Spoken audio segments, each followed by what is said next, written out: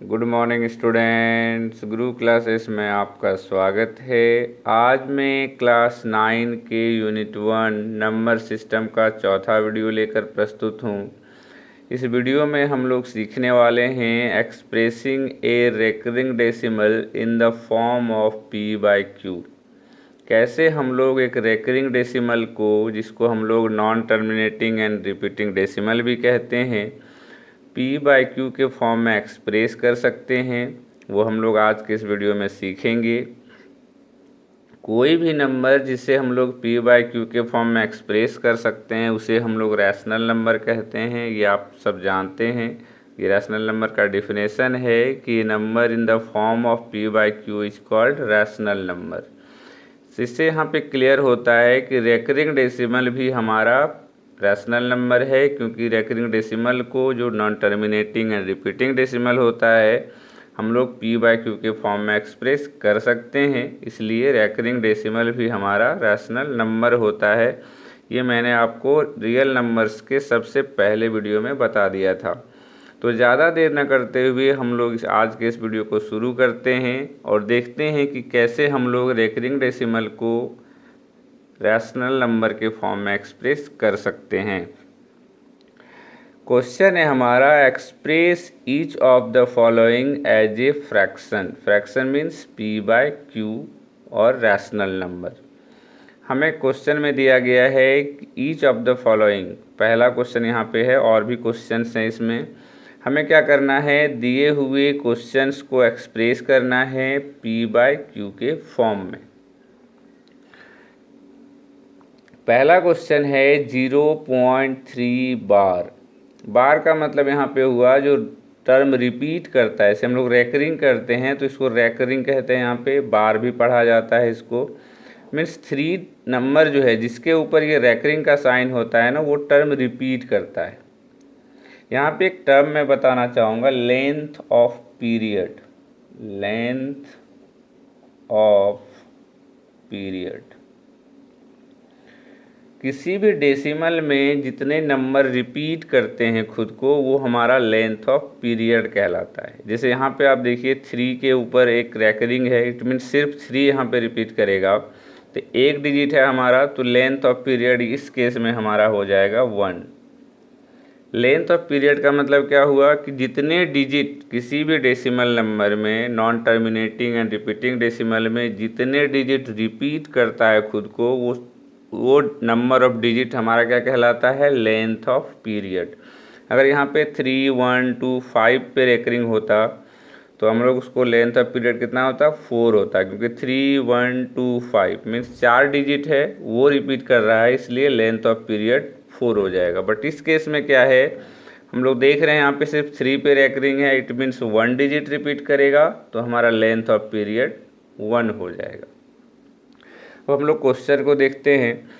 इस तरह के क्वेश्चन जो हमारे होते हैं, जो रेकरिंग डेसिमल में दिया होता है, सबसे पहले इसको हम लोग एक वेरिएबल के फॉर्म में लेंगे। लिखेंगे let x equal to 0.3 recurring. Recurring का मतलब मैंने आपको बताया कि रेकरिंग का मतलब होता है ये रिपीट कर रहा है, जिस पे रेकरिंग होगा वो टर्म रिपीट करेगा। तो इसको हम लोग लिख सकते हैं x इक्वल टू 0.333333। तो ये नॉन टर्मिनेटिंग एंड रिपीटिंग है, तो ये कभी टर्मिनेट नहीं करेगा, इट मीन्स ये चलता रहेगा। ये हमारा इक्वेशन 1 हो गया। अब यहाँ पे हमें देखना है कि पॉइंट के बाद जो हमारा डेसिमल है, डेसिमल के बाद जो डिजिट होते हैं, यहाँ पे कोई डिजिट ऐसा है जो रिपीट नहीं कर रहा है। अगर कोई डिजिट रिपीट नहीं करता है तो पहले उस डिजिट को हम लोग डेसिमल के पहले लाएंगे। अगर रिपीट नहीं कर रहा है तो उसको पहले हम लोग क्या करेंगे, डेसिमल के पहले लाएंगे। अगर डिजिट जो रिपीट नहीं करता है वो डिजिट है ही नहीं, सिर्फ पॉइंट के बाद रिपीट करने वाले डिजिट हैं, तो सिर्फ हम लोग रिपीट करने वाले डिजिट को लाएंगे। यहाँ पर फिर से मैं बता रहा हूँ, ध्यान से आप सुने। अगर रेकरिंग डेसिमल में डेसिमल के बाद कोई ऐसा डिजिट है जो रिपीट नहीं कर रहा है, तो पहले हम लोग क्या करेंगे, उस डिजिट को लेफ्ट हैंड साइड लेके आएंगे, मीन्स पॉइंट के पहले लेके आएंगे।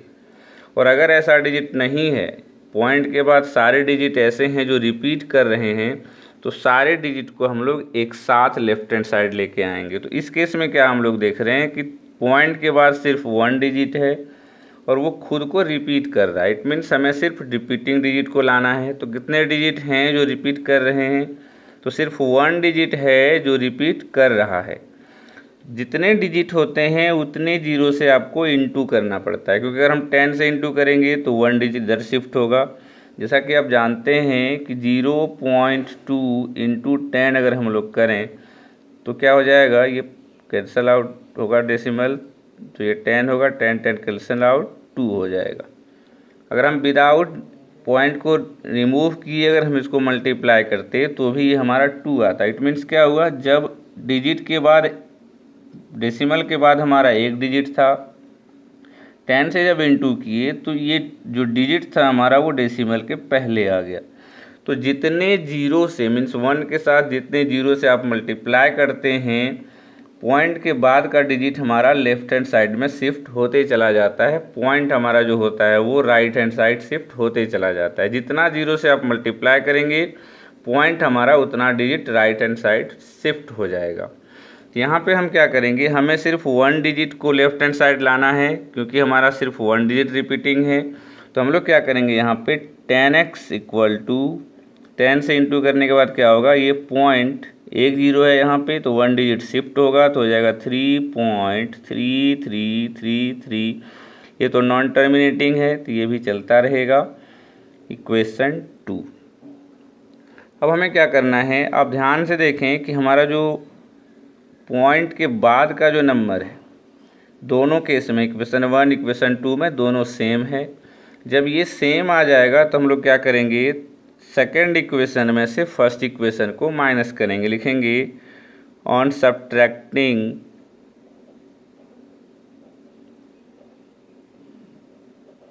Equation 1 from equation 2। तो क्या हो जाएगा, 10x minus x equal to, यहाँ पे देखिए 3 माइनस 3 0, 3 माइनस 3 मीन्स पॉइंट के बाद जितने डिजिट हैं, यहाँ पे पॉइंट के बाद उतने डिजिट हैं, ये भी नॉन टर्मिनेटिंग है, चलता रहेगा, ये भी नॉन टर्मिनेटिंग है। तो पॉइंट के बाद का नंबर जो माइनस होगा, दिस माइनस दिस 0 हो जाएगा।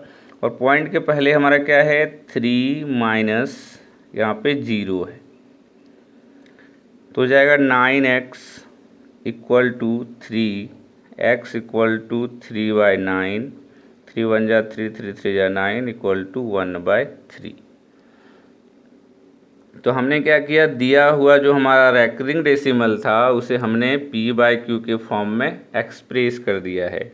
उम्मीद करते हैं आपको ये पहला प्रॉब्लम समझ में आया होगा कि कैसे हम लोग रैकरिंग डेसिमल को p/q के फॉर्म में एक्सप्रेस करते हैं। अब हम लोग दूसरे क्वेश्चन की ओर चलते हैं। दूसरा क्वेश्चन है 3.145। इसे हम लोग p/q के फॉर्म में एक्सप्रेस करेंगे। तो यहाँ पे अगर हम आपसे ये पूछें कि इसका लेंथ ऑफ पीरियड क्या है तो क्या होगा, जैसा कि मैंने आपको बताया कि जितने डिजिट रिपीट करते हैं वो उस रेकरिंग डेसिमल का लेंथ ऑफ पीरियड हो जाता है। तो यहाँ पे आप देखें 145 पे रेकरिंग है, तो हमारा लेंथ ऑफ पीरियड इस केस में कितना हो जाएगा, length of period equal to 3 हो जाएगा, क्योंकि यहाँ पे 3 डिजिट मेरा रिपीट कर रहा है। अब हम क्या करेंगे, सबसे पहले जिस प्रोसेस को हम लोग फॉलो किए, let x equal to 3.145 recurring. अब जो हमारा रैकरिंग है, जो रिपीटिंग डेसिमल है, उसे फिर से हम लोग लिखेंगे। तो नेक्स्ट स्टेप में क्या हो जाएगा, x इक्वल टू 3.145 145, क्योंकि वो 3 डिजिट जो है उस पर रैकरिंग है तो ये रिपीट करता रहेगा और ये नॉन टर्मिनेटिंग भी होता है, तो ये चलता गया और ये इक्वेशन 1 हो गया। पहले स्टेप में हमें यही करना है। पहले एक वेरिएबल के फॉर्म में उसे लिख लेना है। उसके नेक्स्ट स्टेप में जो हमारा रिपीटिंग टर्म है, रिपीटिंग डिजिट है, उसे रिपीटेड फॉर्म में लिख देना है और वो हमारा इक्वेशन 1 हो जाएगा। इक्वेशन 1 लिखने के बाद आपको देखना है कि डेसिमल के बाद जो हमारा डेसिमल के राइट हैंड साइड है उसमें से कोई डिजिट है जो रिपीट नहीं कर रहा है। तो आप देखेंगे कि कोई भी डिजिट नहीं है जो रिपीट नहीं कर रहा है। यहाँ पे डेसिमल के बाद सारे डिजिट रिपीट कर रहे हैं। इसका मतलब बिना ऐसा कोई डिजिट नहीं है जो रिपीट नहीं कर रहा है। उसके बाद देखना है अगर ऐसा डिजिट नहीं मिलता है जो रिपीट नहीं कर रहा है तो हमें देखना है कि कितने डिजिट हैं जो रिपीट कर रहे हैं। तो आप देखेंगे 1 2 3 डिजिट ऐसे हैं जो रिपीट कर रहे हैं। तो आपको 3 0 से मल्टीप्लाई करना होगा। तो नेक्स्ट स्टेप में क्या हो जाएगा 1 0 0 0 x इक्वल टू जितने जीरो से आप मल्टीप्लाई करेंगे डेसिमल हमारा उतने डिजिट राइट शिफ्ट कर जाएगा। तो 1 2 3 यहाँ पे शिफ्ट हो जाएगा तो हो जाएगा 3145.145 सोन ये इक्वेशन 2 हो गया। अब आप देखें कि हमारा जो डेसिमल के राइट हैंड साइड है दोनों साइड इक्वल है क्योंकि ये भी नॉन टर्मिनेटिंग होगा और ये भी नॉन टर्मिनेटिंग होगा। तो हम लिख सकते हैं इक्वेशन 2 माइनस इक्वेशन 1। तो ये हो जाएगा 1000x minus x equal to 3145 minus 3। 999 equal to 3142 यहाँ पे x होगा। Therefore x equal to 3142/999। अब ये हमारा जो x है वो इन टर्म्स ऑफ p/q आ गया है। x का जो वैल्यू हमारा होता है p/q के फॉर्म में उसे आपको सिंपलेस्ट फॉर्म में एक्सप्रेस करना है। सिंपलेस्ट फॉर्म का मतलब होता है न्यूमरेटर और डिनोमिनेटर का जो कॉमन फैक्टर है वो जो है 1 होना चाहिए, 1 से बड़ा नहीं होना चाहिए।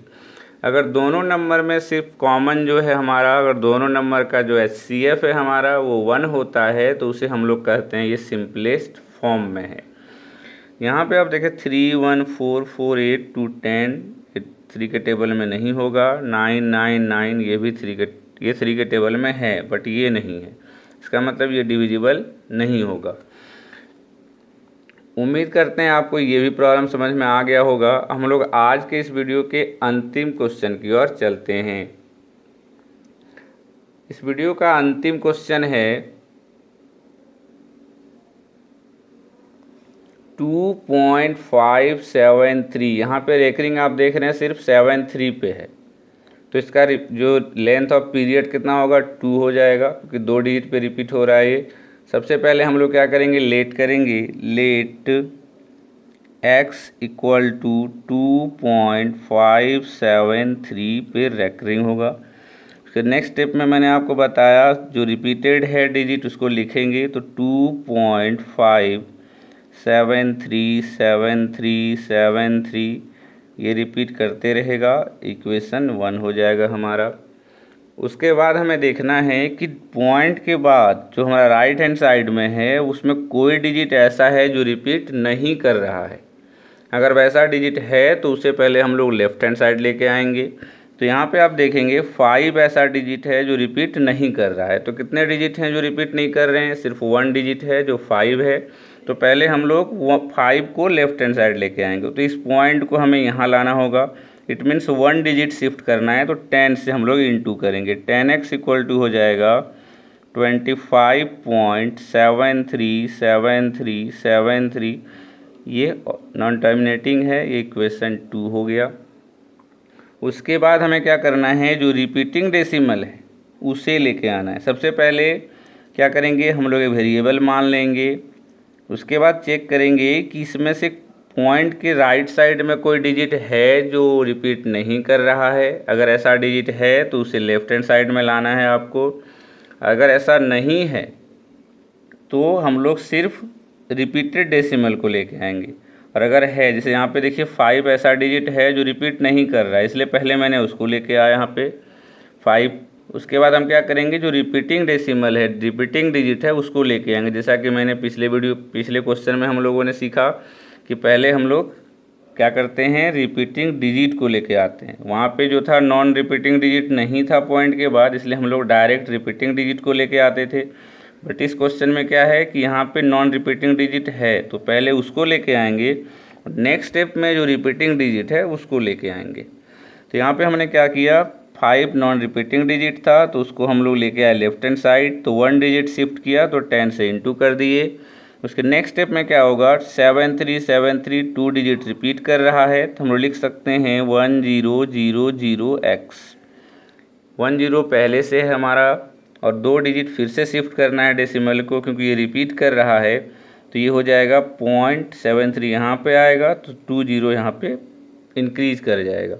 तो लिख सकते हैं 1000x equal to 2573.737373 so on non terminating है, तो इक्वेशन 3 हो गया।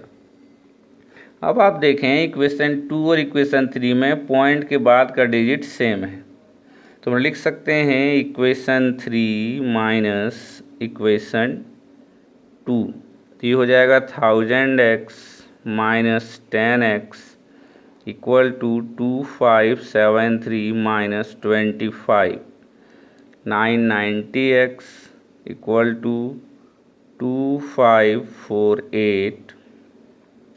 देयरफॉर x इक्वल टू हो जाएगा हमारा 2548 बाय 990। ये 2 से कैंसिल आउट होगा, 2 1 जा 2, 2 2 जा 4, 2 7 जा 14, 2 4 जा 8, ये 2 4 जा 8, 2 9 जा 18, 2 5 जा 10 हो गया। उसके नेक्स्ट में देखते हैं 1 + 2 3 7 10 और 14 3 के टेबल में नहीं आएगा, 4 9 13 5 18 ये आएगा, बट ये कैंसिल नहीं होगा, तो हम लोग लिख सकते हैं इसको 1274 बाय 495। ये हमारा P/Q का एक्सप्रेशन हो गया दिए हुए non terminating and repeating decimal का। उम्मीद करते हैं आपको आज का ये जितना भी क्वेश्चन मैंने बताया expressing recurring decimal in the form of P/Q वो आपको समझ में आया होगा। अगर आपको आज का ये वीडियो पसंद आया हो और अगर आज का ये क्वेश्चन जो मैंने बताया वो आपको समझ में आया हो, तो आप वीडियो को लाइक ज़रूर करें और हमारे चैनल को भी सब्सक्राइब करें। अगर कहीं भी इस वीडियो में क्वेश्चन को समझने में कोई भी दिक्कत आई हो, कोई प्रॉब्लम हुआ हो समझने में, तो आप कमेंट बॉक्स में लिखें, आपकी प्रॉब्लम को मैं सॉल्व करने की पूरी कोशिश करूँगा। आज के इस वीडियो के लिए बस इतना ही, धन्यवाद।